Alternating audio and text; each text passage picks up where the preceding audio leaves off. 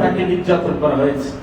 আয়নার ঘরে রেখে সেখান থেকে গোপনীয় ভাবে প্রশাসনের মাধ্যমে তাকে টুকরো টুকরো করে সেই পতঙ্গা সেতু দিয়ে সেই কক্সেস বাজারের মাঝখানে গিয়ে সমুদ্রের ভিতরে তাকে নিক্ষেপ করেছে। তাহলে এগুলো কি জুলুম না? কথা বলেন। এগুলো তো জাতির সামনে সুস্পষ্ট, শুধু আমি বলি না, এগুলো তো সব আপনারা দেখতে পান। অতএব আল্লাহ জালেমকে ছাড় দেয় কিন্তু ছেড়ে, জালেমকে আল্লাহ ছাড় দেয় কিন্তু ছেড়ে।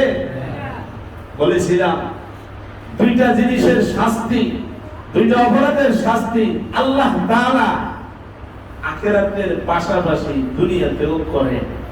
সেটা হলো কি? এক নম্বর হলো জুলুম।